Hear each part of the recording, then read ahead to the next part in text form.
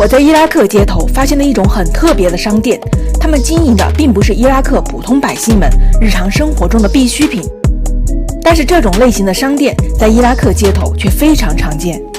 我现在在一个小的广场上面啊，我身后有一些那个店啊，它那个店的门头的招牌上就能看出它卖的东西很不一样。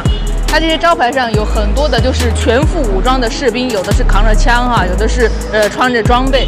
这些店里头卖的呢，很多东西都是跟那个军用相关的东西啊。这些店门口啊，一走近就感觉到有一股很沉重、很凝重的感觉哈。这个看上去像是羽毛球拍一样啊，一拿过来这个就是装那个枪的一个袋子啊，后面就可以装一些那个小的弹夹啊，这些都是全部是装枪的那种保护套啊。You want help? I want look. Yeah, it's fine. Okay. Okay. Yeah, it's fine. That's okay. Okay. May I try it? Of course, you can try. 啊 ，OK。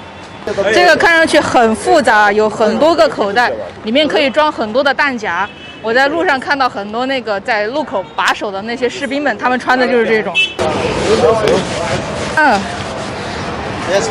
感觉我现在就跟路边那些士兵差不多了啊，就差一把枪了。这里头都是鼓囊囊的，可以放很多的那个弹夹。这种背心的话，平民百姓其实没有什么用的。刚开始我觉得有点像那种就是摄影师的那种马甲，但是这个里头的包哈，每一个都是比较的小，但是很鼓，可以放很多的东西。这个就是只能是士兵们他们才有用这种东西啊。他们又给我找了一个帽子来哈，这个帽子我感觉好像是不是有点小呀？但是配上这一套的话，是不是感觉就出来了，就有那么一种马上就要上战场的感觉了。在这个店里头，你可以配到一整套的这个伊拉克士兵的一些装备啊。在路上看到的这些士兵，他们戴的就是这种头盔啊。这个 Made in China. Made in China. Yeah. 哦，这样子，把它这个搬下来，保护耳朵啊。这个东西真的是上了战场的时候，这个就很有用啊，保护这个戴帽子的人的耳朵不受那个枪声的那个伤害啊，因为枪声是很大的情况下，经常开枪次数多的话，对耳朵是有很大的影响的。这个就可以把耳朵给保护起来了。这个上面是这个眼镜可以取下来啊，然后这个上面是固定那个头灯的地方，这个就是晚上啊夜间光线不足的时候作战的一个装备。这个整套的这个装备就是完全是为作战而准备的这么一个头盔。Yeah, no, yeah. Yes 啊，哦，我问他们这些东西是卖给士兵吗？他们说是的啊，是的。你好，啊 ，You say Chinese？ 啊，这个大师会说中文啊。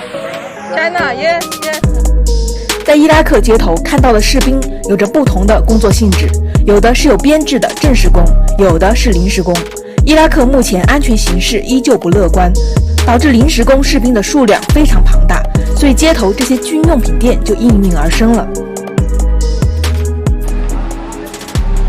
哇，这个就是那种军用的那种望远镜啊，上面都是那种迷彩，这个能够精确的看到对面的那个哪里有敌人啊，哪里有情况发生。这里有好多种不同的这种望远镜啊，这些倍数都是特别高的，都不是一般民用的那种东西啊。这个大家知道是什么吗？这个单独看其实有点难猜哈，其实这个是一个枪托啊，就是那个机枪上面的一个部件。这个地方有这么多哈，这些全部是拿来做替换的，说明他们对这个东西的消耗啊，可能还是挺大的。还有这些很多东西都是枪上面拆下来的一些部件啊，都是拿在这里可以做一个替换。这种军刀一看就是品质非常好的那种啊，非常的轻巧，但是很有力道。这个店里面虽小啊，但是真的很齐全啊，士兵的装备有关的东西都可以在这里配到啊。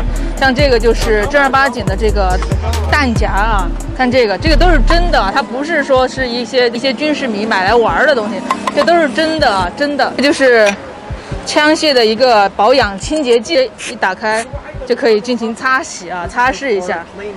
哦 ，clean weapons。哦，这个真的很专业哈。Turkish 啊 ，made Turkish。现在我到了另一家店哈，他们家店就主要是卖一些服饰类的，像一些这种军用靴啊，一些帽子，还有马甲、包包之类的。这个老板大哥说，先问我你是中国的人吗？我说是的。他说很好，我这家店里的东西也都是来自中国的。编制外的士兵通常需要自费添置装备，编制内的士兵也只能在规定时间内领取装备。如果装备提前损耗了，也是需要自费添置的。所以在伊拉克，经常能看到穿着不同款式制服、拿着不同装备的士兵们一起站岗工作的场景。其实，在其他的国家的话，就是很难看到，就是路边啊，随便一个街头就能卖这些东西的。但是在这个巴格达，这种店还是比较常见的。其实这些店呢，也能够透露出这个巴格达啊目前的一个状况，看上去一片和平啊，但是在这个和平之下，还是隐藏着很多的不安全、不稳定因素的。